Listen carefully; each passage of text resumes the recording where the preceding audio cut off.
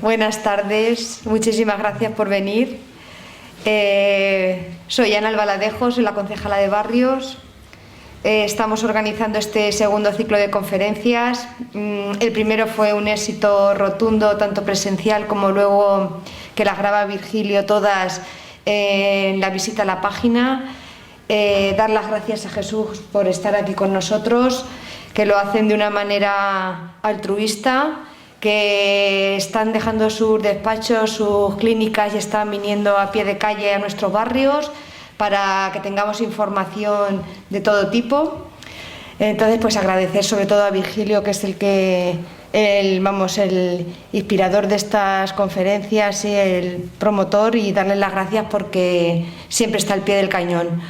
Así que te paso la palabra para que presentes a Jesús, y seguro que es una conferencia muy interesante, que están siendo muy visitadas en la página, que el calorcito hace que la gente esté en las calles más que las conferencias, pero que están siendo muy interesantes porque luego tenemos cientos y cientos de visitas en la página que se graba ahí, ¿vale? Así que muchísimas gracias por asistir. Y nada, paso con Virgilio para que presente a Jesús. Muchas gracias, Ana. Bueno, Jesús García Guerrero, antiguo compañero de trabajo en el hospital, antiguo yo, que fui el que me jubilé, él sigue. Y bueno, Jesús García Guerrero es jefe del Servicio de Medicina Preventiva del Complejo Hospitalario Universitario, profesor asociado de la Facultad de Medicina de Albacete. Estudió Medicina en la Facultad de Alicante, que hoy, hablando con él, tuvo de profesor a un amigo mío que lamentablemente ya no está, Jesús Correa, que le dio anatomía. Anatomía de primera. Anatomía de primero. Sirva este comentario como homenaje a un gran amigo. Es máster en salud pública, trabajó en el Hospital de Villajoyosa y desde julio de 2003 en el Hospital de Albacete. Tiene artículos de investigación sobre vacunas de hepatitis B en pacientes no respondedores a la vacunación, control de la infección en cirugía mayor ambulatoria y suicidio en Castilla-La Mancha.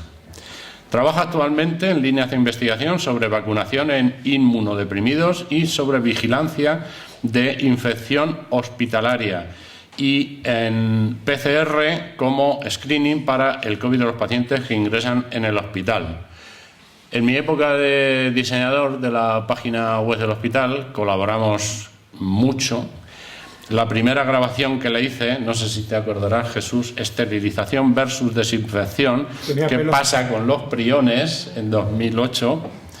Resultados de la vigilancia SAR en el CHUA, 2012. Ébola, precaución en odontología. Todo esto está grabado y se puede ver en la página web.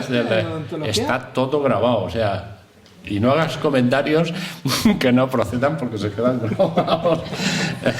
Tendríamos que ver el lenguaje. Ébola, precaución en odontología, de un congreso de odontología en 2014. Gripe, prevención de la transmisión hospitalaria, 2014. Resultado del sistema de vigilancia en gérmenes multiresistentes, 2016.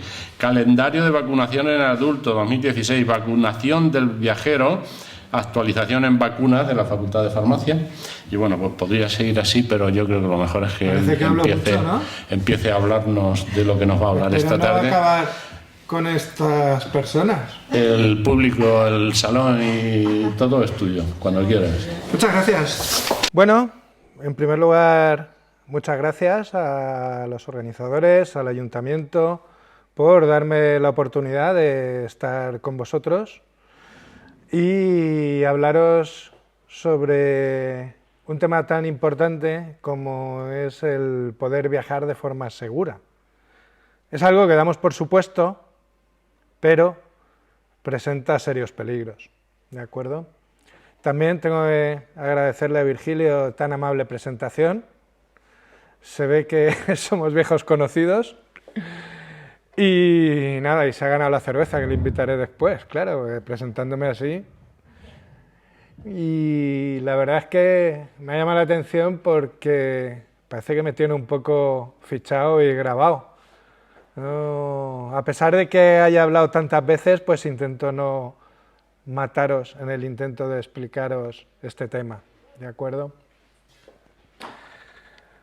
Bueno, este es un poco el esquema que vamos a seguir en la charla. En primer lugar haré una pequeña introducción en la materia.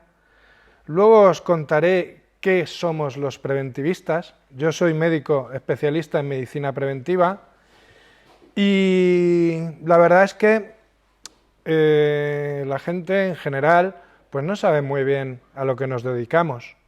De hecho, hay muchos compañeros que tampoco saben a qué nos dedicamos. Entonces, pues no está de más que os cuente un poco en qué estamos formados y qué es lo que hacemos. Luego hablaré de la evolución a lo largo del tiempo, de los últimos años, de los viajes internacionales. También os contaré algo sobre el Centro de Vacunación Internacional de Albacete. Hablaremos posteriormente de medicina del viajero, de vacunas, algo tan importante como las vacunas. Y también haré una pequeña referencia a pandemias a lo largo de la historia. Y luego os contaré por qué hago esa referencia. Y finalmente terminaré comentando un poco, a mi entender, cuál es la situación de la sanidad, de la salud pública en España y del sistema sanitario español. Entonces, pues nada, vamos a comenzar con este pequeño viaje. Si no me voy para atrás, claro. Bueno, en esta diapositiva lo que se refleja es, si me quiere hacer caso el puntero, que es este. Pues me he quedado sin puntero, a las primeras de cambio me he quedado sin puntero, de acuerdo, no pasa nada. Bueno, en esta diapositiva os traigo cuál ha sido la evolución de la esperanza de vida del ser humano desde que estamos en este planeta, ¿de acuerdo? Como veis, a lo largo de la mayoría de nuestra existencia, la esperanza de vida ha estado por debajo de los 30 años. Y solo a partir del siglo XX, finales del XIX, siglo XX, comienza a aumentar la esperanza de vida. De tal manera que ahora mismo la esperanza de vida está situada en nuestro país en los 86 años en las mujeres y en 83 años en hombres. Bueno. ¿Cuáles han sido las 4 principales medidas que han llevado a este logro de un aumento tan espectacular de la esperanza de vida? Principalmente estas 4. Las mejoras en la higiene, las vacunas, la introducción y uso generalizado de las vacunas, el uso de antibióticos y el lavado de manos. El lavado de manos os suena a algo, ¿no? Después de esa cruz por la que hemos tenido que pasar con el COVID. Bueno, en esta gráfica trato de reflejar, el puntero me quedé directamente sin él, pero bueno, en esta gráfica trato de reflejar cuál es la evolución en el desarrollo de los antibióticos y de las vacunas. Si os fijáis, desde los años 30 del siglo pasado hubo un gran aumento en el desarrollo de los antibióticos, que lo hemos reflejado en la curva naranja. Pero llega un momento en el que empieza a disminuir el desarrollo de nuevos antibióticos. Y si os fijáis, la línea verde, que es la que nos indica el desarrollo de nuevas vacunas, va creciendo exponencialmente a lo largo del tiempo. Es decir, ahora mismo estamos desarrollando una mayor cantidad de vacunas frente al desarrollo que tenemos de antibióticos. ¿Qué es lo que hacemos los especialistas en medicina preventiva? Bien, en medicina preventiva hospitalaria nosotros somos epidemiólogos clínicos. En esta época en la que hay tantos epidemiólogos, resulta que eso no es cierto. No hay tantos epidemiólogos por formación, ¿de acuerdo?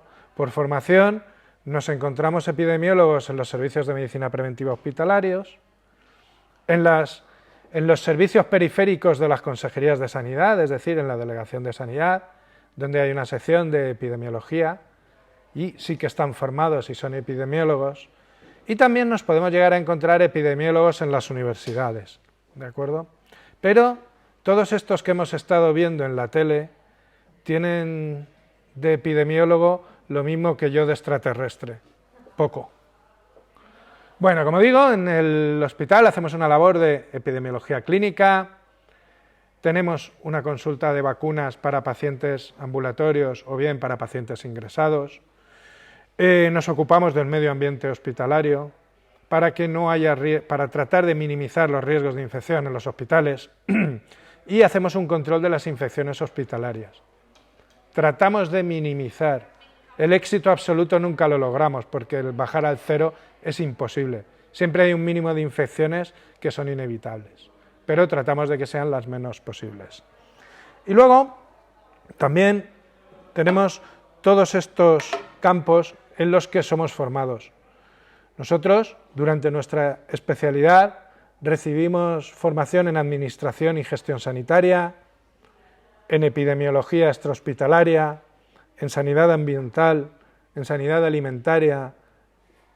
Tenemos meses dedicados a la investigación durante nuestra especialidad, a la promoción de la salud y a la educación sanitaria. ¿De acuerdo? Esto es un poco el cuerpo de la formación que tenemos los preventivistas. Y una vez que sabemos qué es lo que hacemos, pues vamos a entrar un poco en materia de los viajes internacionales. En los últimos 50 años el turismo internacional ha aumentado de una forma grandísima, ¿de acuerdo? De hecho, según las fuentes, nos podemos encontrar que en el año 2018 hubo más de 2.300 millones de viajes internacionales en el mundo. Una burrada, 2.300 millones de viajes internacionales. Y los viajeros a países en desarrollo, países pobres, han aumentado en un 97%. Cada vez nos gusta visitar países más pobres que a la vez van a ser más peligrosos, porque cuanto más pobres son los países que visitamos, mayor va a ser el peligro que tenemos de contraer algún tipo de enfermedad. Aquí traigo una pequeña gráfica donde se ve cuál es la subida en los viajes internacionales, comenzando a finales de los 90, que es el principio de la gráfica, ¿de acuerdo? Y finalizando en el año 2018, que son los últimos datos que he encontrado. Un aumento, como digo, también exponencial en el desarrollo de los viajes internacionales. Por continentes vemos cuál es la distribución de viajeros que han recibido, ¿de acuerdo? 67 millones a África, 64 Oriente Medio, 343 Asia y Pacífico, 713 millones Europa, 217 a las Américas. Y claro, como digo, depende de dónde viajemos, nos podemos encontrar con destinos que son peligrosos. Entonces, tenemos que tratar de cuidar de la salud también de aquellas personas que se desplacen, sea el motivo que sea de su desplazamiento, bien sea por trabajo, bien sea por visitar a familiares o bien sea por turismo. Y entonces surge una, digamos, subespecialidad que es la medicina del viajero, que es una disciplina que valora la prevención de las enfermedades relacionadas con los desplazamientos, el entorno, las infecciones, etc. Pretende también informar y educar. Sin información y sin educación es imposible hacer absolutamente nada, porque al final la responsabilidad final recae en el propio viajero, que es el que tendrá que tomar las medidas para proteger su salud. Nosotros podemos ayudar administrando vacunas, poniendo tratamientos preventivos, pero al final lo más importante es que esos viajeros cumplan con las precauciones para tratar de no sufrir problemas en los viajes, porque los viajes es algo que hacemos para divertirnos, para disfrutar, pero pueden terminar de una forma no tan buena si no tenemos las adecuadas precauciones.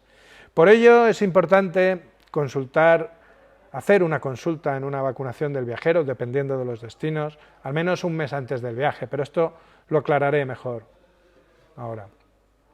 El Centro de Vacunación Internacional de Albacete fue acreditado por el Ministerio de Sanidad en el año 2008. Anteriormente había un centro de vacunación internacional que dependía de la subdelegación del gobierno y se jubiló la persona que lo llevaba, ¿no? Y entonces, pues no había nadie que lo hiciera.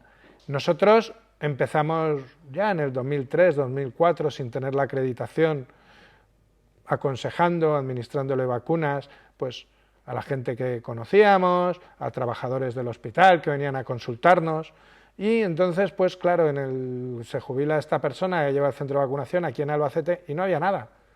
Había que irse fuera de la comunidad autónoma, porque en Castilla-La Mancha tampoco había ningún centro de vacunación internacional. Entonces, en el 2008 firma una encomienda de gestión el Ministerio de Sanidad, porque esto es una competencia de las pocas que le quedan al Ministerio de Sanidad, ¿de acuerdo? Firma un convenio con el SESCAM y se crean consultas de viajeros en todos los hospitales más o menos grandes del SESCAM, ¿de acuerdo? Y entre ellos el Complejo Hospitalario Universitario de Albacete. Bien, nosotros hemos ido aumentando la actividad de los viajeros que hemos ido viendo a lo largo del tiempo. En el año 2022 atendimos 632 primeras consultas de viajeros internacionales y que generaron también otras 301 consultas sucesivas.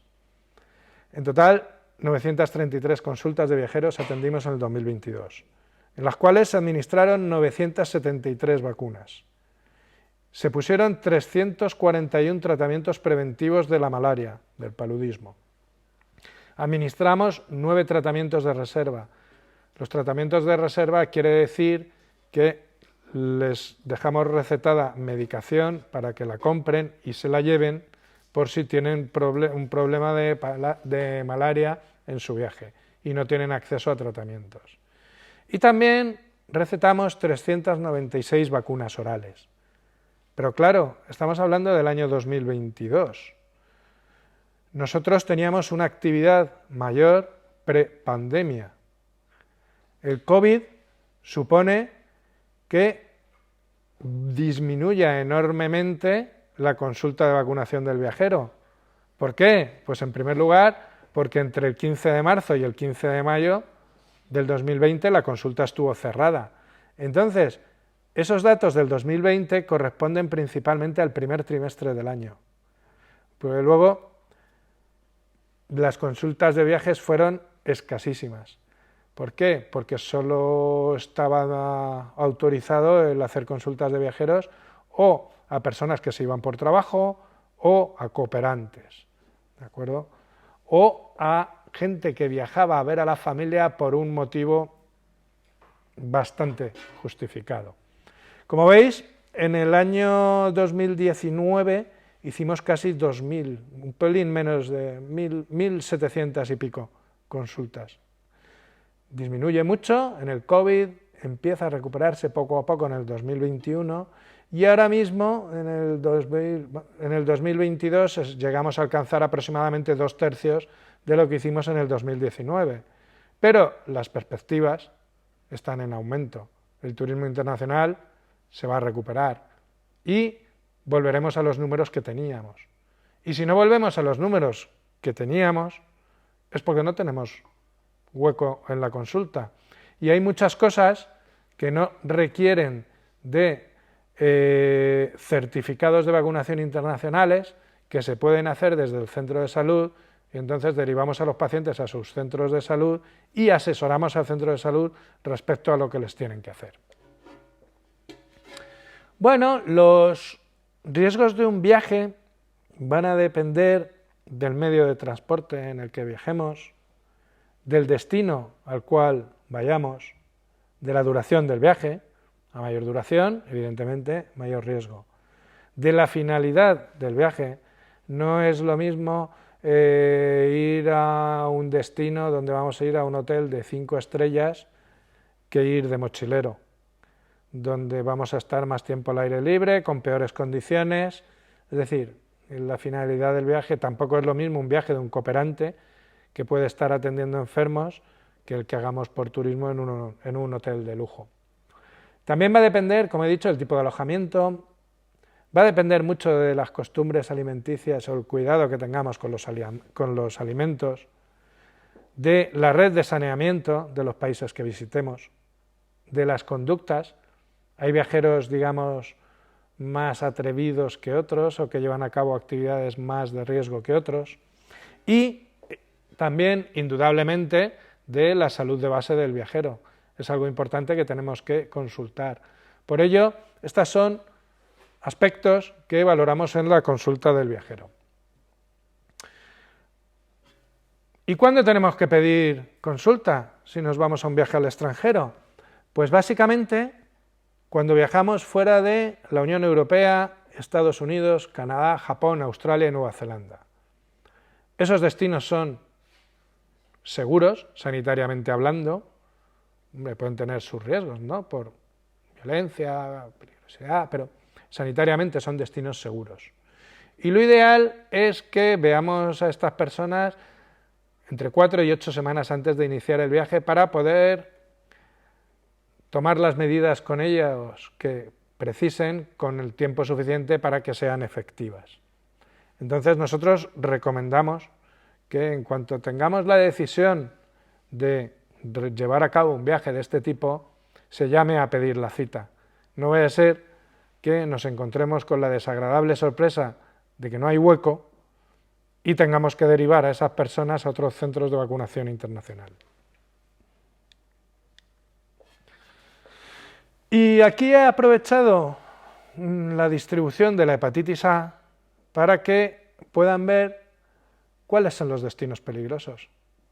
Y la verdad es que tenemos el planeta teñido de amarillo de destino peligroso, ¿no? Como veis, si quitamos los países que he dicho, Estados Unidos, Unión Europea, Japón, Canadá, Australia y Nueva Zelanda, toda América del Sur y Central es un destino peligroso, toda África es un destino peligroso, toda Asia es un destino peligroso, salvo Japón, que habrá países más peligrosos que otros, ¿no? Seguramente sea mucho más peligroso Nigeria que Perú, pero todos los países que están aquí señalados en amarillo tienen sus riesgos. Son importantes las medidas higiénicas y con eso nos ahorraremos muchísimos problemas, la mayoría de los problemas. Volvemos a hacer hincapié en la importancia del lavado de manos, del que tanto hemos practicado desde marzo del 2020. Hay que tener cuidado con los alimentos. Los alimentos crudos son peligrosos. Además, depende de dónde los consumamos, pueden ser más o menos peligrosos, porque tenemos que tener en cuenta quién nos prepara esos alimentos crudos. Si estamos en un hotel de lujo, en un destino relativamente no seguro, pues como puede ser Cuba, la República Dominicana, pues a lo mejor podemos tener un poquito más de confianza en el manipulador de alimentos que nos haya preparado esos alimentos crudos.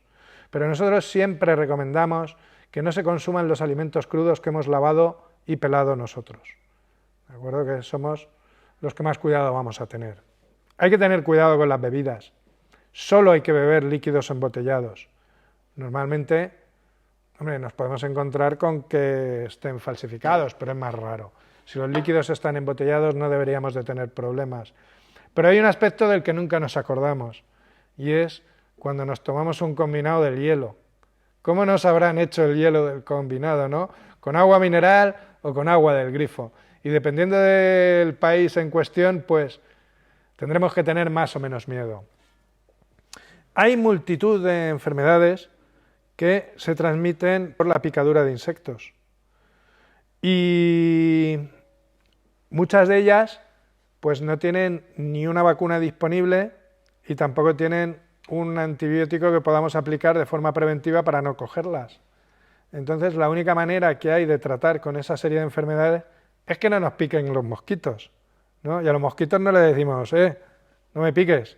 No, lo único que podemos utilizar es repelentes de insectos, ropa de manga larga, etc. Y es muy importante, es interesante, llevar un pequeño botiquín, ¿de acuerdo?, al viaje. ¿Y de qué debería de constar este botiquín? Bueno, pues a modo orientativo, pues debería de contar de todos estos ítems: esparadrapo, algún antiséptico por si nos hacemos una herida y no la tenemos que curar, vendas, fundamental, el repelente de insectos, preservativos, dependiendo de lo que vayamos a hacer, hay muchas enfermedades de transmisión sexual que se pueden contraer en estos destinos. Líquidos para reponernos si tenemos una diarrea o unos vómitos, ¿de acuerdo? Analgésicos, un termómetro, protector solar, fundamental. También el protector solar, sobre todo si vamos a destinos donde tengamos pensado estar al aire libre, tomar el sol, etc. Y desde luego, la medicación que consumamos habitualmente. Algo en lo que no... Bueno, cada vez va cayendo más la gente, pero que tiene mucha importancia, es llevar un buen seguro de viaje. Un buen seguro de viaje porque si tenemos que ir al médico, aunque nos pensemos que en un país en vías de desarrollo lo vamos a solventar económicamente bien, puede ser realmente caro la atención médica que recibamos, por ejemplo, en la República Dominicana, por ejemplo. Entonces, es importante y por todo, por si te tienen que repatriar para tener una mejor atención, por todo, muy importante un seguro de viaje. Bueno, pongo aquí lo de la presión en la cabina de los aviones, pero realmente pues, los aviones están perfectamente preparados, tienen un aire en la cabina que pasa por distintos niveles de filtración, en los aviones hay filtros EPA, es decir, el aire de los aviones suele ser de bastante calidad, lo cual no quita que si hay una persona infectada, dependiendo de qué, que se pueda transmitir por vía aérea en un avión, pues puede haber problemas, ¿de acuerdo? Tenemos que considerar en los vuelos de larga duración el síndrome de la clase turista, que podamos tener una trombosis venosa, ¿de acuerdo? Por lo cual en aquellos vuelos de larga duración recomendamos que se haga un poquito de ejercicio durante el viaje, un poquito de ejercicio tal que pues levantarte cada 2 o 3 horas, moverte un poco, incluso estando sentado en el asiento, hacer algunos pequeños ejercicios de piernas, etc. Dependiendo de lo que vayamos a hacer, hay que tener cuidado con el submarinismo, ¿de acuerdo? Porque sabéis que puede haber problemas de descompresiones, etc. Entonces, si dependiendo de cuándo hayamos hecho submarinismo, es posible que sea recomendable el no volar en las siguientes 12 o 24 horas, dependiendo de las profundidades a las que hayamos estado. También sabéis que da problemas el jet lag, hay que tratar de descansar todo lo posible durante el vuelo. Y con la altitud, bueno, la altitud te ocasiona a veces problemas molestos, como que se te sobrecargan los oídos, pero es algo que generalmente, pues bostezando, suele remitir sin problemas. Tenemos que tener cuidado porque en muchas ocasiones vamos a destinos tropicales. Entonces tendremos que tener en cuenta el calor, la humedad, estar bien hidratados, protegernos del sol. Como dije anteriormente, y no me cansaré de decir, hay que tener mucho cuidado con el agua y con los alimentos que consumimos, porque nos pueden provocar infecciones, nos pueden provocar diarreas. Una diarrea pues te puede trastocar el viaje, incomodar bastante el viaje, y tal que aproximadamente el 50% de los viajeros a destinos tropicales tienen problemas de diarrea en su viaje, el 50%. Hay que tener cuidado con las aguas en las que nos bañamos, los peligros que pueda haber. También, dependiendo de lo que vayamos a hacer, problemas de exposición al frío, esto generalmente montañistas y tal, o cuando se suben a grandes altitudes, y como dije antes, ojo con los insectos que nos pueden transmitir infecciones. Dependiendo de los destinos, habrá que tener cuidado con las heridas y la violencia. Hay destinos que son muy peligrosos, por ejemplo, Sudáfrica es muy peligroso, Brasil es muy peligroso, Argentina parece muy civilizada porque los argentinos hablan muy bien, ¿no? Pero es muy peligrosa Argentina. ¿Qué voy a decir de Colombia? ¿No? Hay destinos que son realmente peligrosos por la violencia. Y luego tenemos que tener cuidado si conducimos. No conocemos la zona, no conocemos cómo conducen los lugareños, entonces lo de conducir pues hay que tomárselo con precaución. Dije que íbamos a ampliar un poquito sobre la protección frente a los mosquitos. Lo más importante, una de las medidas importantes es llevar un buen repelente de insectos. Hay diferentes preparados que se pueden comprar en las farmacias. Cuando vamos a destinos tropicales con riesgo de tener picaduras, los mejores son los que llevan ese producto que pongo en mayúsculas, DEET, en una concentración al menos del 45%. Eso generalmente los farmacéuticos lo conocen bastante bien y nosotros, de todas formas, cuando viene alguien a la consulta de vacunación, les damos alternativas sobre cuáles pueden usar. Si es posible utilizar en las camas mosquiteras, fenómeno, porque estaremos poniendo una barrera física frente a los mosquitos, espirales que los ahuyenten. También hay ropa impregnada en insecticida que podemos vestir y nos va a valer para ahuyentar a los mosquitos. Y luego, si tenemos en la habitación aire acondicionado, es algo que funciona muy bien para ahuyentar a los mosquitos. Y vamos a hablar un poquito de vacunación, ¿no? Porque nosotros estamos hechos a la idea de que si acudimos a una consulta del viajero, pues lo normal es que nos pongan vacunas. Es una de las 4 medidas que comenté antes que eran fundamentales para haber conseguido alargar la esperanza de vida de la población. Tampoco hace falta, en estos tiempos, que os cuente qué es lo que ha supuesto la vacunación para el COVID, ¿no? Es una de las medidas fundamentales que nos ha servido para tratar de levantar un poquito la cabeza y afrontar el problema que se nos ha venido encima con el COVID. Se han puesto más de 16.000 millones de vacunas de COVID en el mundo. Lo malo es que la inmensa mayoría de ellas han sido en los países en desarrollo, lo cual luego, cuando haga una pequeña referencia a las pandemias, veremos cuál es el riesgo que nos va a presentar. Pero bueno, aquí tenemos un dibujo, os he puesto, de el gran Edward Jenner, que consiguió la primera vacuna de la historia, en 1796, la vacuna de la viruela, que se fue utilizando. No sé si habréis oído hablar de la famosa expedición de Balmis, que llevó la vacunación a América. Se trataba de esta vacuna. Y es una vacuna que con el paso del tiempo consiguió la erradicación de la viruela. Algo muy difícil de conseguir con las enfermedades. De hecho, es prácticamente la única enfermedad que hemos conseguido erradicar. Y las enfermedades no se consiguen erradicar con antibióticos, sino con vacunas. Aquí tenemos hitos en la historia de la vacunación, ¿de acuerdo? Y es la fecha en la que conseguimos distintas vacunas. 1796 la viruela, 1885 la rabia, 1886 la fiebre tifoidea, cólera, difteria. Como vemos, conforme va avanzando la historia, vamos encontrando vacunas. 1935 la fiebre amarilla, en el 1955 la polio. Si os acordáis de la gráfica que puse al principio, se van desarrollando continuamente vacunas. En el año 78, me parece que fue, se consiguió la vacuna no conjugada del neumococo. En los años 80 las vacunas de las hepatitis A y de la hepatitis B. Por poner más ejemplos, en el año 2000-2001 la vacuna conjugada del neumococo. Posteriormente han surgido la vacuna del herpes zóster y en el año 2020 la vacuna del COVID.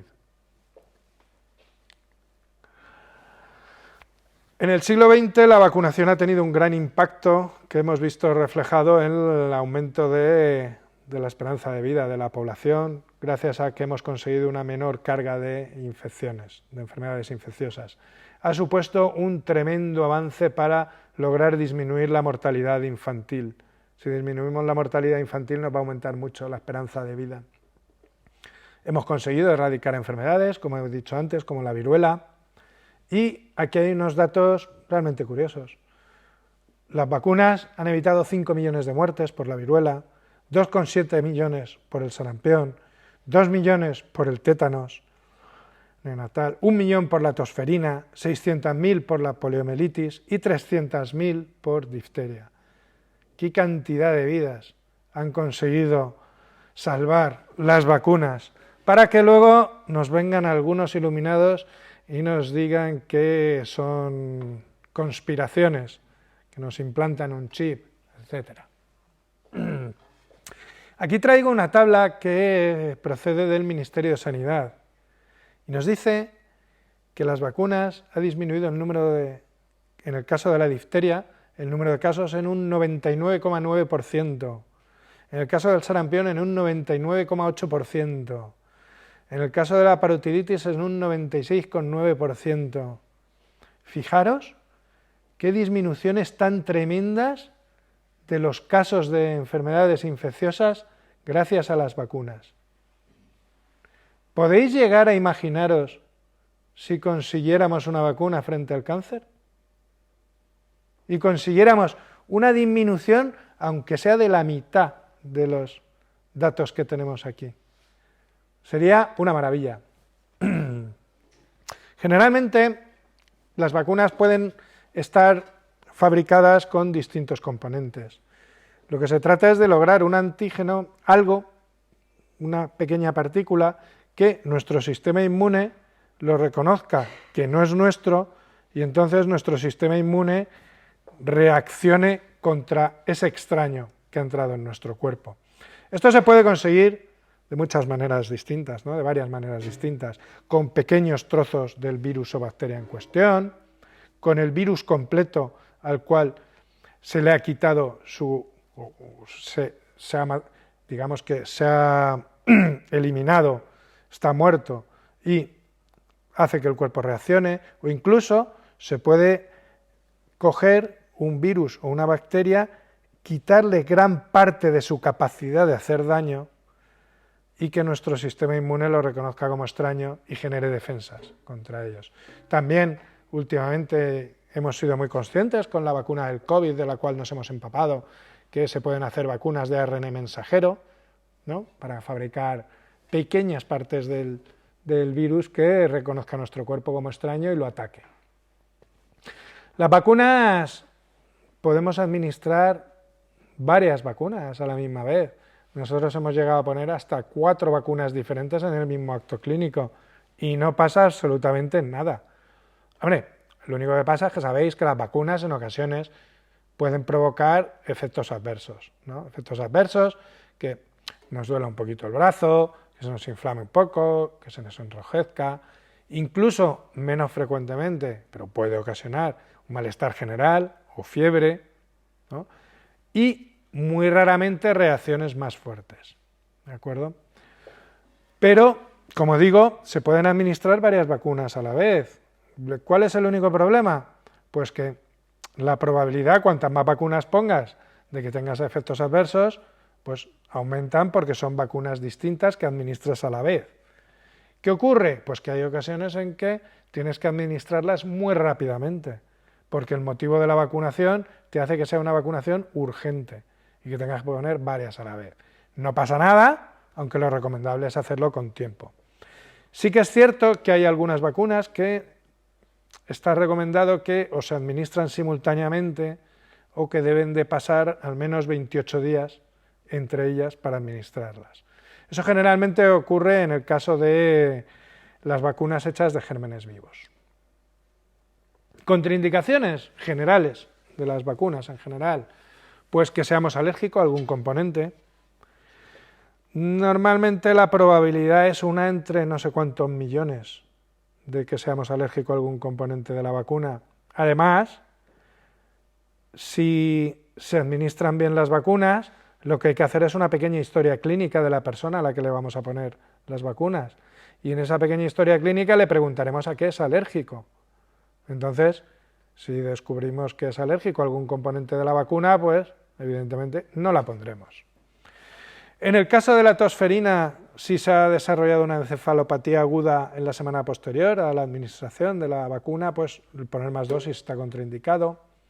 Tener en ese momento una enfermedad aguda grave o neurológica no estable, pues nos esperamos que el paciente se recupere. En el caso de las embarazadas, hay que tener cuidado.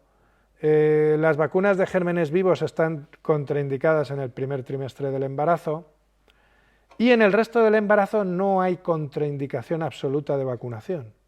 Es más un exceso de precaución el no vacunar a la embarazada que una contraindicación. Y de hecho, ya se están administrando vacunas a las embarazadas, como tenerlas al día de difteria, tétanos, como la tosferina para evitar problemas en los recién nacidos, y la gripe, el COVID. Con los inmunodeprimidos tendremos que valorarlos para ver si se les puede administrar la vacuna. Y también hay que tener cuidado, no administrar vacunas fuera de las edades a las que están indicadas, ¿de acuerdo? Por poner un ejemplo, la vacuna de la fiebre amarilla está indicada a partir de los 9 meses de edad. El Centro de Control de Enfermedades Infecciosas de Estados Unidos nos recomienda que entre los 6 y los 9 meses de edad podemos administrarla con precaución si el riesgo es grande. Pero por debajo de los 6 meses ya no. Vacunas se tienen que utilizar en las edades a las que están destinadas.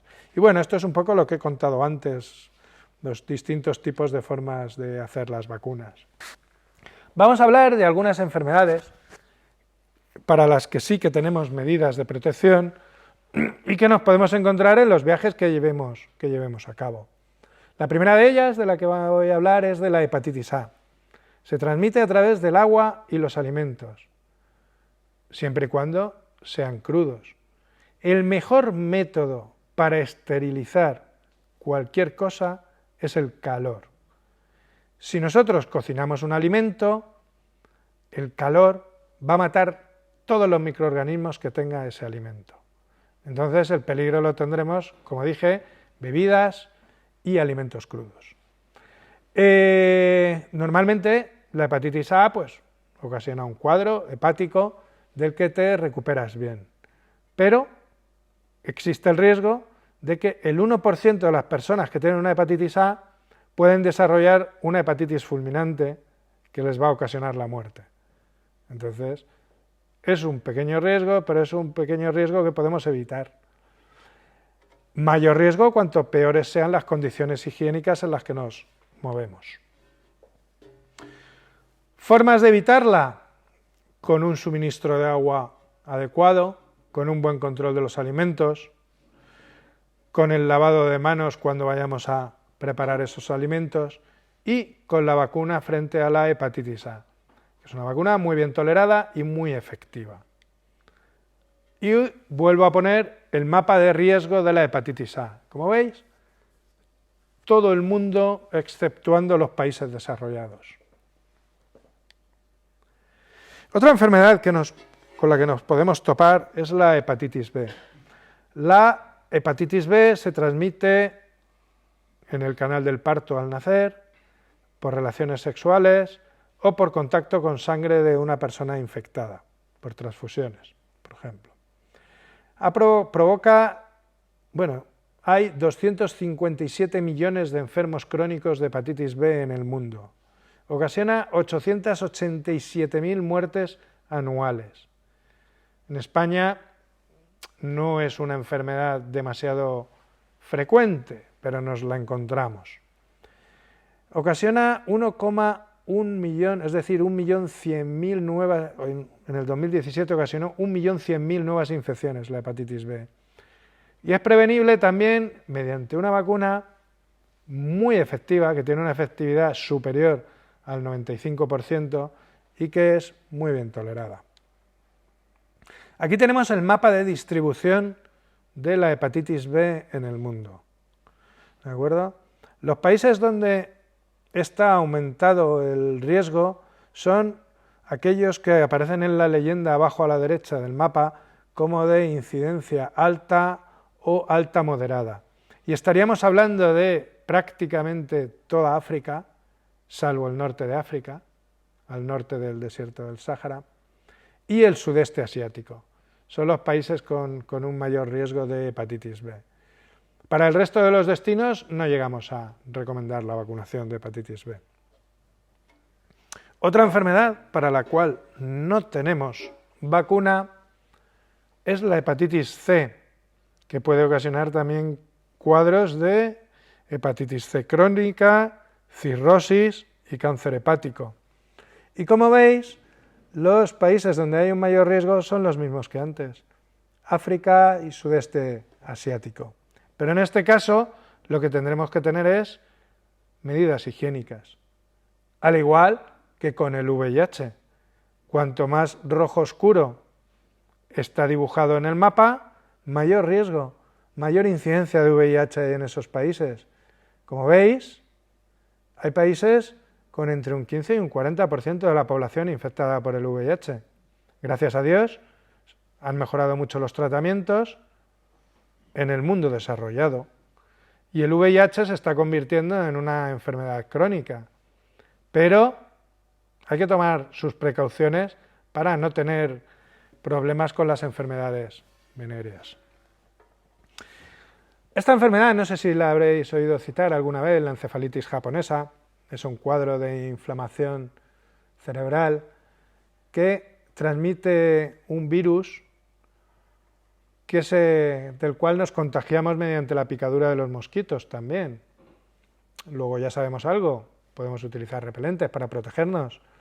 Ocasiona 68.000 casos anualmente. Tiene una mortalidad del 30%, nada despreciable, una mortalidad del 30%. Y hasta casi en la mitad de los casos puede ocasionar secuelas neurológicas o psiquiátricas.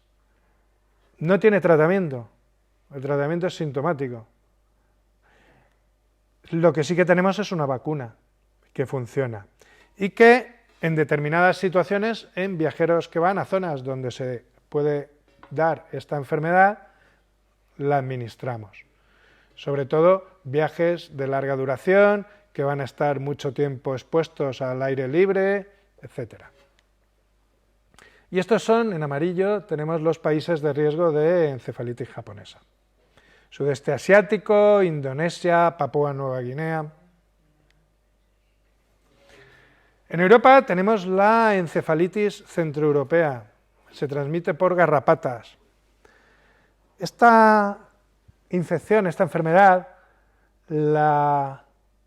tuvo algo de notoriedad en el año 2008, en la famosa Eurocopa que ganó España en Suiza y Austria, porque a los futbolistas de la selección española se les administró esta vacuna. Pero igual que en el caso anterior, en viajeros que van a estar de camping, mucho tiempo al aire libre, en ámbitos rurales, pues se recomienda.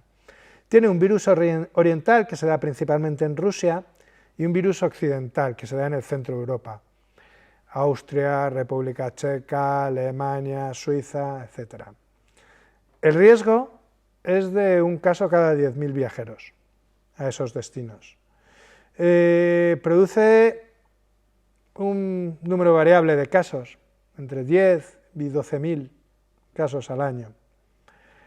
Puede ocasionar problemas neurológicos graves, secuelas neurológicas graves en el 10% de las ocasiones. Y tiene una mortalidad de hasta el 2%.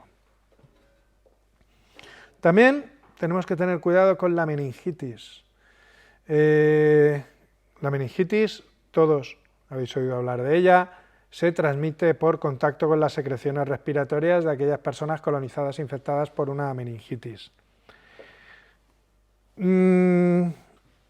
Ocasiona problemas en el cinturón de la meningitis africana, que ahora os lo mostraré en el mapa. Puede llegar a ocasionar hasta 1.000 casos por 100.000 habitantes en temporada seca en esa zona.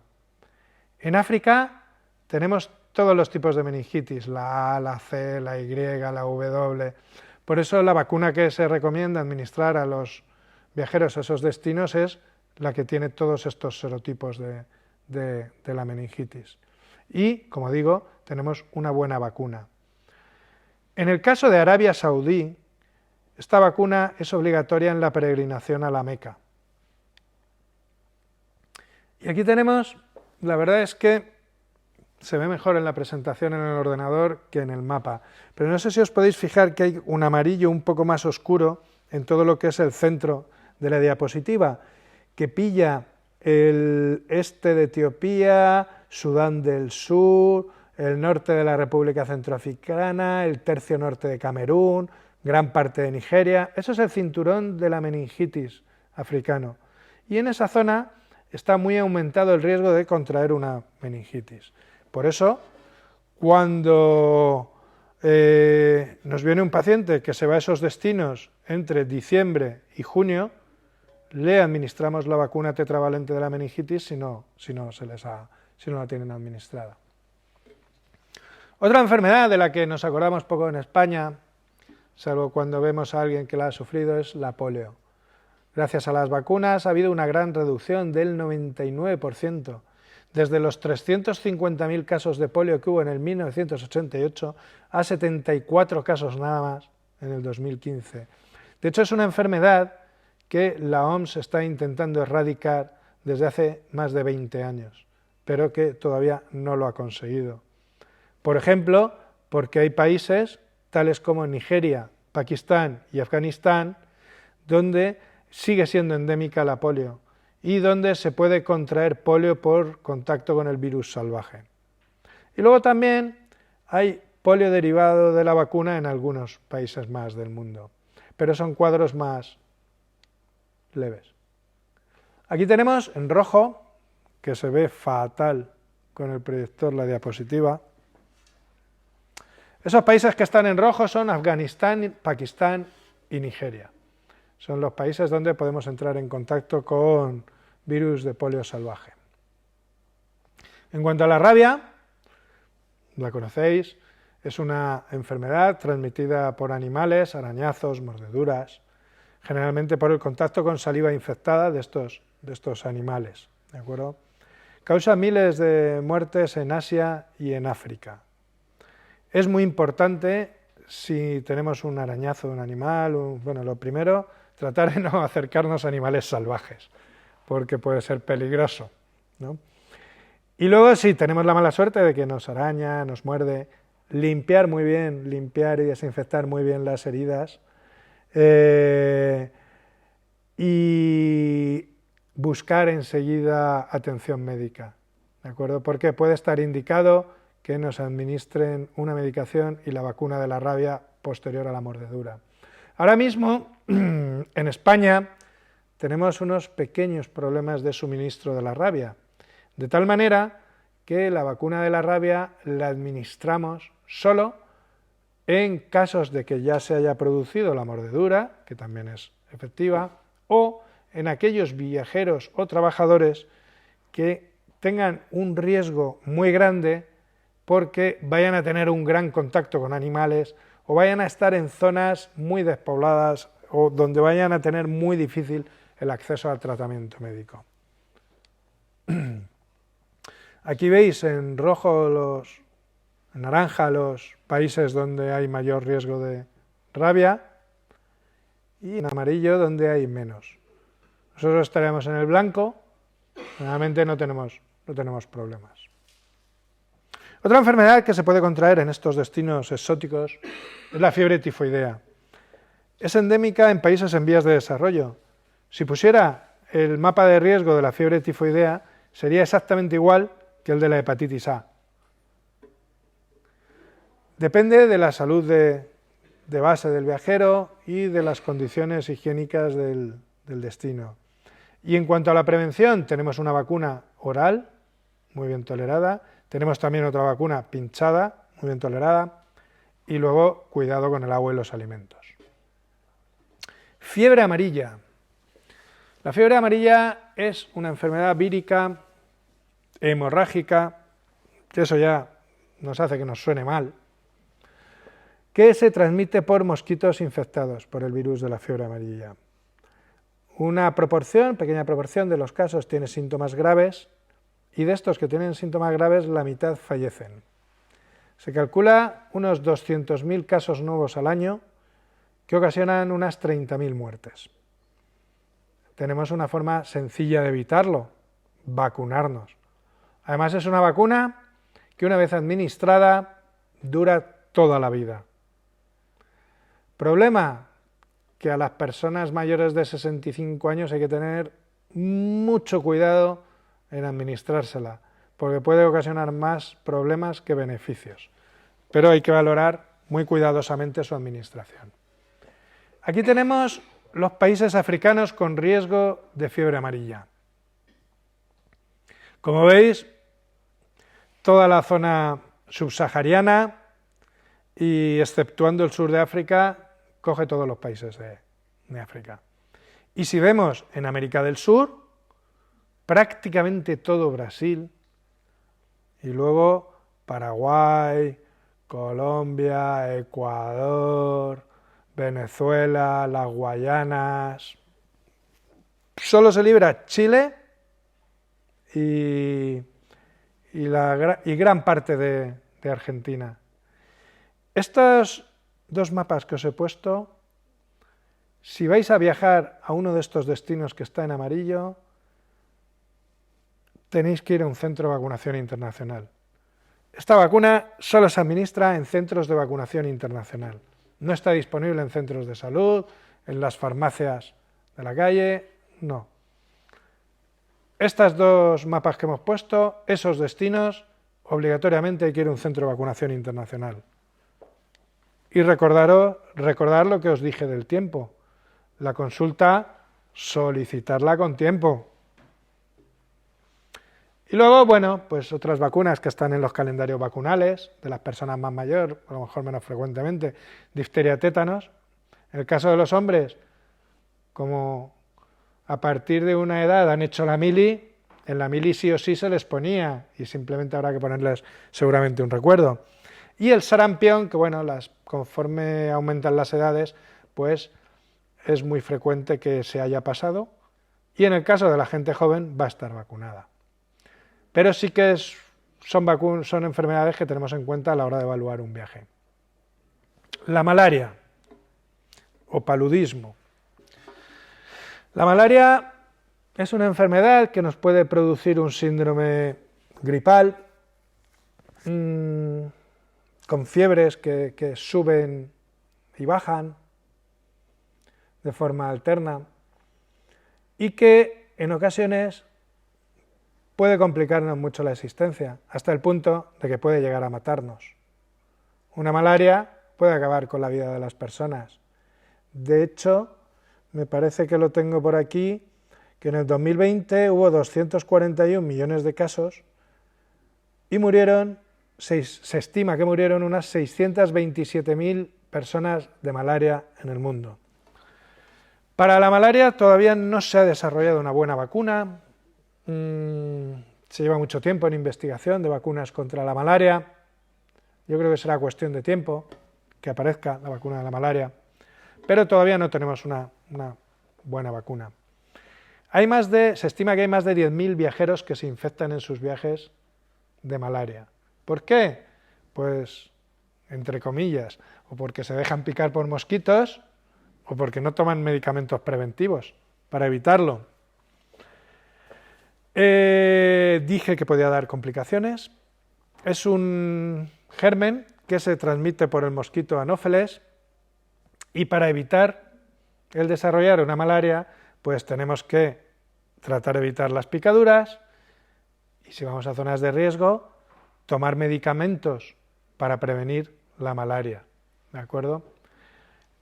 Estos medicamentos que se utilizan de forma preventiva no nos garantizan al 100% que no vayamos a coger la malaria, pero lo que sí que nos garantizan es que si cogemos una malaria no va a ser grave, porque estará, digamos, más atacada, más atenuada y no va a producir un cuadro grave.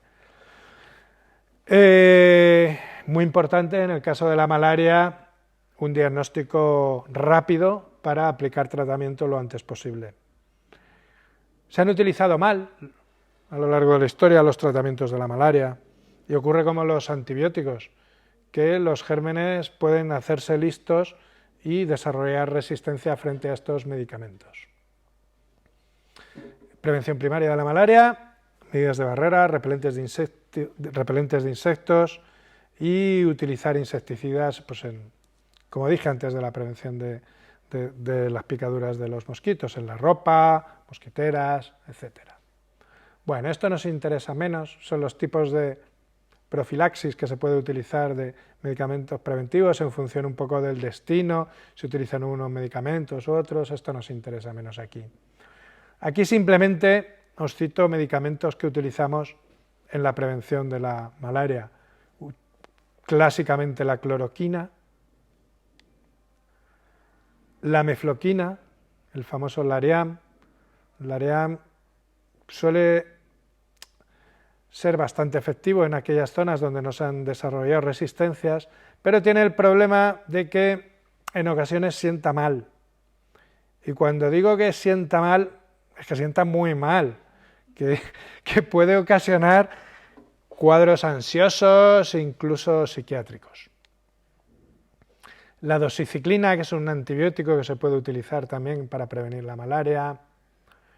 Y últimamente el que más estamos utilizando, la tabacuana proguanil, que es el famoso Malarone. Zonas por las que se distribuye la malaria, en donde podemos contraer la malaria, como veis: África, sudeste asiático, grandes zonas de América del Sur y Central, son destinos donde hay riesgo de malaria. Este mapa es del 2007 y no ha cambiado mucho, ¿eh? No ha disminuido las zonas afectadas.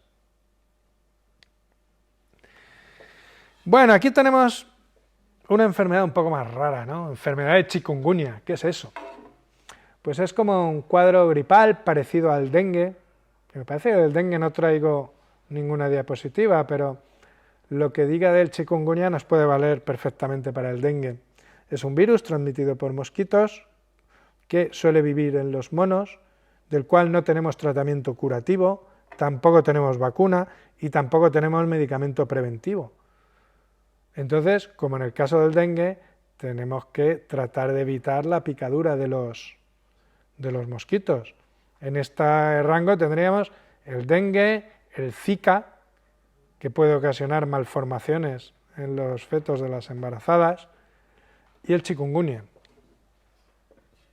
Estas son zonas de riesgo del chikungunya, no se ve, pero América Central y del Sur, África, sudeste asiático, las mismas zonas. Cólera. Bueno, el cólera es una enfermedad que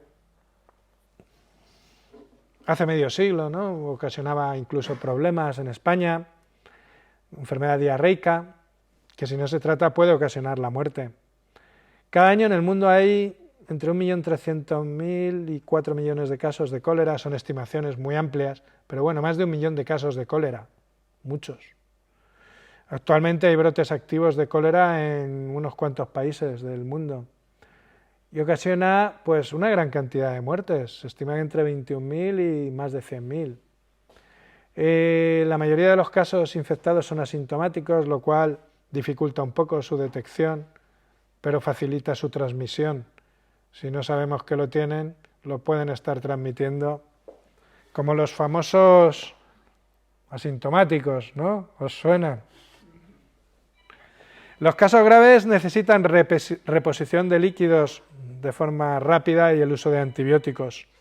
Lo más importante, un buen suministro de agua para evitar estos problemas. Y en aquellas zonas donde, en aquellos viajeros que van a zonas donde hay brotes activos de cólera, tenemos 2 vacunas disponibles, las 2 orales, para tratar de evitar el cólera. Otras enfermedades que podemos encontrarnos, todavía existe la peste, el ébola, peligrosísimo, fiebre hemorrágica. Yo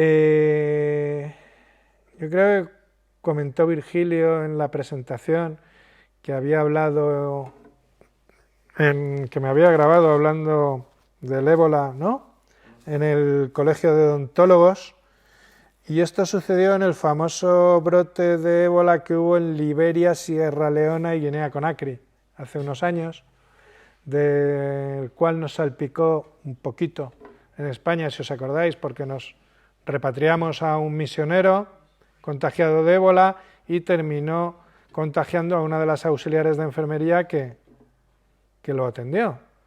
El misionero terminó falleciendo y gracias a Dios la auxiliar se recuperó. Otro tipo de fiebres hemorrágicas que hay, no solo el ébola, hay varios tipos de enfermedades hemorrágicas que son muy peligrosas, con una gran mortalidad. Y decíamos que un viaje es algo a lo que vamos a divertirnos, pero que tenemos que tener cuidado porque se puede convertir en una tortura. En una tortura porque nos pongamos malos. En una tortura porque en este mundo tan globalizado en el que vivimos, una infección puede viajar a zonas muy lejanas en las que se ha ocasionado. Y lo hemos aprendido a sangre y fuego con el COVID, que surgió en una localidad china y nos terminó ocasionando problemas en todo el planeta. A lo largo de la historia os he traído grandes pandemias que ha habido, como la peste de Justiniano. Esta se dio entre los años, fijaros, 541 y 750. Estuvo todos esos años danzando esta enfermedad. Se calcula que entre 25 y 50 millones de fallecimientos. Fijaros cómo diezmó a la población. Ahora surge una nueva enfermedad y como volamos en aviones, a los 5 minutos la tenemos en la puerta de nuestra casa. Entonces, pues, tardaban más en extenderse. La peste negra, entre los años 1346 y 1353, se cargó 50 millones de europeos. De 80 millones bajó la población de Europa a 30. La viruela, con un 30% de letalidad, una mortalidad bastante alta para una infección. La famosa gripe española, como curiosidad, no es que surgiera aquí. Lo que pasa es que nosotros no estábamos en guerra y entonces declarábamos nuestros casos y registrábamos nuestros casos. Y como hacíamos las cosas bien, pues nos quedamos con el nombre, ¿no?, de gripe española. 100 millones de fallecimientos, entre un 10 y un 20% de mortalidad. Y luego variantes de la gripe asiática fue una variante aviar en el año 1957, ocasionó 1 millón de fallecimientos. La de Hong Kong en el año 68, una variante de la gripe A con 1 millón de fallecidos. El VIH está considerado también como una pandemia. Surgió en el año 1981, se le estiman más de 25 millones de fallecimientos, pero bueno, tenemos la suerte de que ha habido mucha investigación en el VIH, se han conseguido unos tratamientos bastante buenos que han conseguido, en términos generales, cronificar la enfermedad. Y aquí os traigo una diapositiva de nuestro gran amigo el COVID, ¿no? Esta diapositiva la llevé al curso que hubo en la Facultad de Farmacia en enero del 2020. Y teníamos fases iniciales del COVID, estoy hablando de enero del 2020, donde desde China se había transmitido a Japón y Tailandia. O sea, fijaros que era una época, Tailandia, Japón, abajo lo pongo, Tailandia, Japón, Vietnam, Estados Unidos, Australia, Francia, una fase muy inicial del COVID. ¿Qué pasó con el COVID? ¿Por qué nos hizo lo que nos hizo? ¿Cómo nos dejamos hacer eso? ¿Qué hicimos mal para tener estos problemas? Como digo, el COVID, los primeros casos reconocidos datan de diciembre del 2019. Yo me acuerdo tal que estar leyendo el periódico un 31 de diciembre y leer caso de neumonía sin causa conocida en China. Qué raro esto, no sé qué, tal. El primer caso declarado en España se dio en unos, creo que eran alemanes, en Gomera, en enero del 2020. En febrero llegó a Italia. Cuando llegó a Italia me dije, lo hemos fotut, mal vamos, aquí está. Fijaros,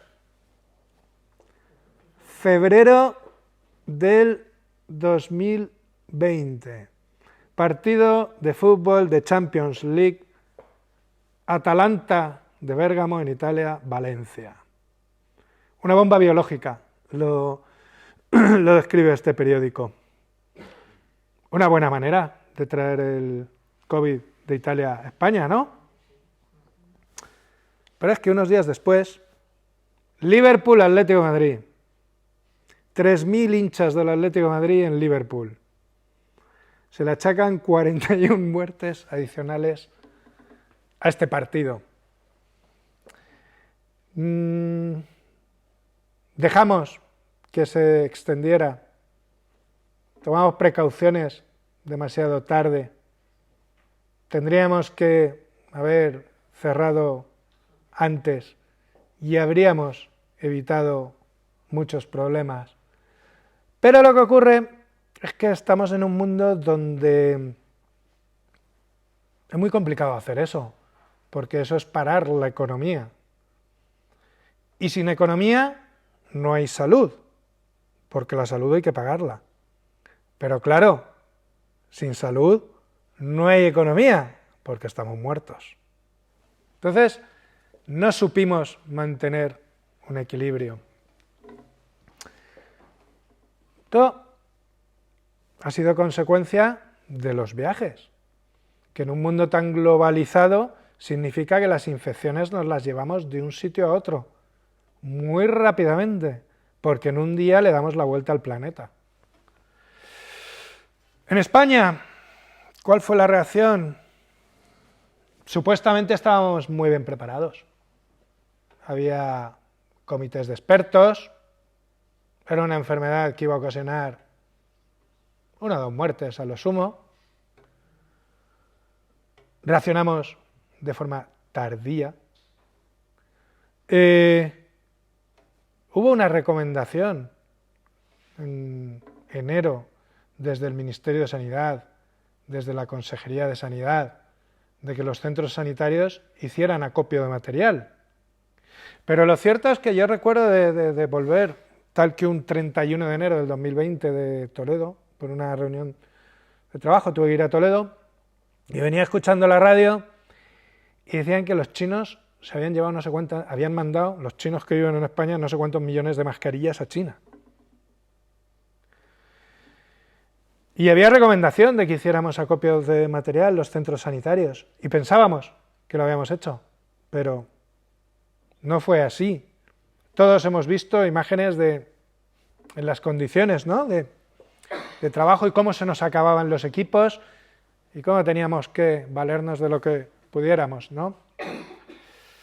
Luego, Estados Unidos, Europa, el mundo desarrollado fue, no sé llamarlo, prepotente, orgulloso, confiado. Esto que le pasa a los chinos no nos puede pasar a nosotros en la vieja Europa, que somos los más listos. ¿Cómo nos vamos a encontrar nosotros con esto? ¿Cómo nos va a llegar? ¿Nos llegó? ¿Esos comités de expertos dónde estaban? ¿No? ¿Dónde estaban? ¿Cuál era ese famoso comité de expertos que había en el ministerio? Publicaron algo, pero en ese comité de expertos había varios residentes de medicina preventiva. Es decir, gente al inicio de su carrera que se está formando para ser especialista en medicina preventiva. Otra de las cosas que se hizo fue centralizar las compras de material en el Ministerio de Sanidad. El único que podía comprar era el Ministerio de Sanidad, con un pequeño problema. El Ministerio de Sanidad no tenía central de compras, porque resulta que como tenía todo transferido, pues no tenía central de compras. Y ahí se perdieron semanas a la hora de comprar material, un gran fracaso. El sistema de salud, una vez que se generalizó la pandemia, se vio totalmente desbordado. Nosotros teníamos un hospital monográfico de COVID, ¿no? Llegamos a tener 700 infectados de COVID a la vez. Hacíamos COVID y poquito más. Y luego, otro de los problemas que hubo fue la política de comunicación, muy mala, muy mala. No se informó bien a la población, no se dieron consignas claras, la población tenía miedo de ir a los hospitales en los momentos en los que tenía que ir, y claro, cuando iba al hospital estaba tremendamente pasada demasiado mala situación para poder hacer algo. Pero claro, dentro de que la comunicación por parte de las autoridades, de nosotros mismos, de los sanitarios, nosotros no dimos una buena comunicación, pues no digamos la que yo llamo la época de los charlatanes.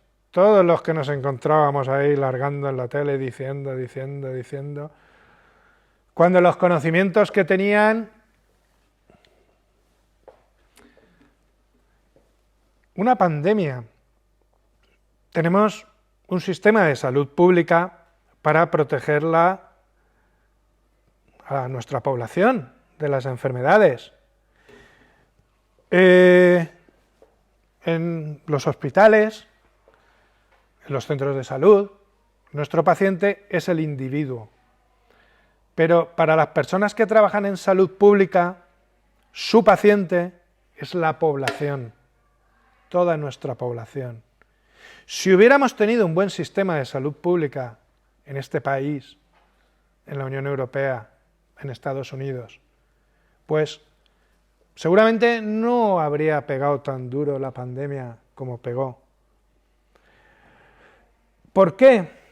Pues porque se lleva ya unos cuantos años desmontando el sistema de salud pública en este país. La salud pública es importantísima porque evita enfermedades en muchas personas, pero se está desmontando el sistema de salud pública en este país. Por poner un ejemplo, un servicio que debe de ocuparse de tratar con el COVID era un servicio de epidemiología de una delegación de sanidad. Contaba con 4 médicos hasta el 2018. En el momento del COVID solo tenía 1. No se repusieron las 3 bajas que tenían, jubilaciones, fallecimientos. Solución, después del COVID, potenciar la salud pública. ¿De acuerdo? Se va a crear la Agencia Estatal de Salud Pública, llevamos 3 años y todavía no se ha creado. Y los servicios de salud pública siguen con los mismos recursos materiales y económicos que tenían antes del COVID. ¿Se ha acabado el COVID-19? Yo creo que no. A ver, vivimos mejor, convivimos mejor con él. ¿Por qué? Porque tenemos una gran parte de la población que lo ha pasado, la mayoría de la población se ha vacunado, con lo cual el virus pues, puede hacer menos daño. Nos contagia, pero nos hace menos daño. Pero estamos a esto de tener problemas. ¿Por qué?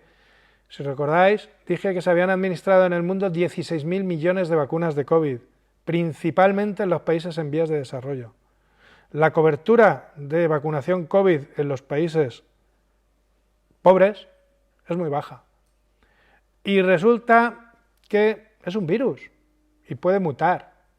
Y una mutación del virus, pues, hombre, puede eliminarlo o nos podemos llegar a encontrar con cepas que nos vuelvan a ocasionar problemas.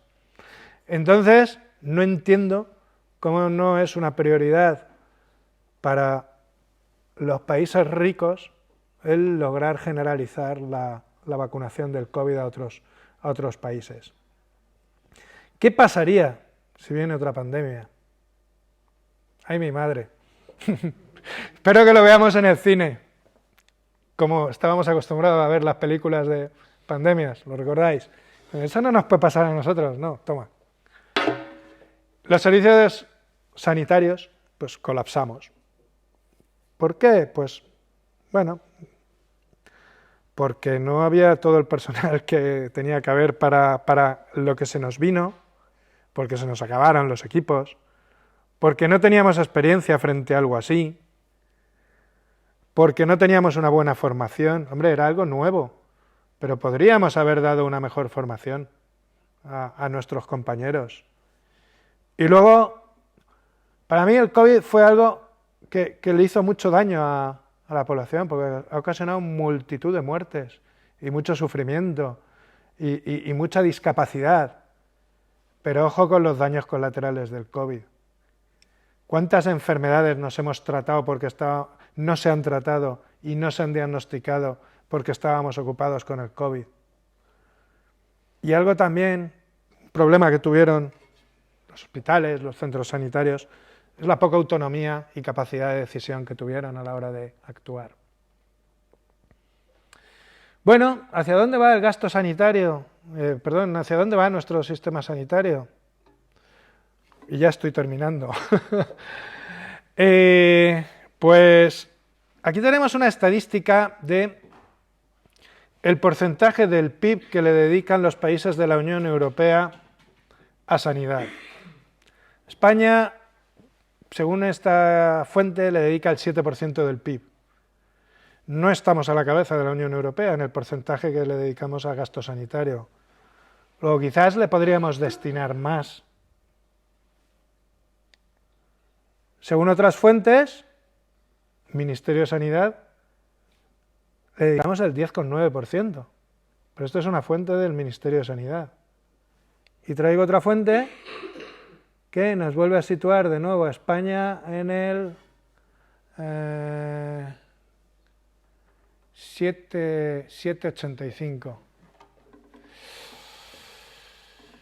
Me creo más la primera y la tercera fuente que la que nos dice el Ministerio, porque hay mucha diferencia, ¿no? Entonces se puede aumentar el gasto en sanidad, el PIB. Tenemos un problema de sostenibilidad del sistema sanitario. ¿Por qué? Porque es muy caro, porque cada vez atendemos más cosas, porque cada vez damos más prestaciones. A lo mejor tenemos que pensar en que hay que ir a lo realmente importante, no sé, pero hay que dedicarle algo más de dinero al sistema sanitario y ver si financiamos todo lo que estamos financiando para poder sostenerlo. Y nada, muchas gracias por la atención. Espero no haberles dormido, que les haya sido interesante. Y si alguna vez quieren viajar a un destino tal que este, en las Islas Maldivas, busquen atención sanitaria, que estamos a su disposición para ello. Quien quiera hacer cualquier tipo de pregunta, estoy abierto.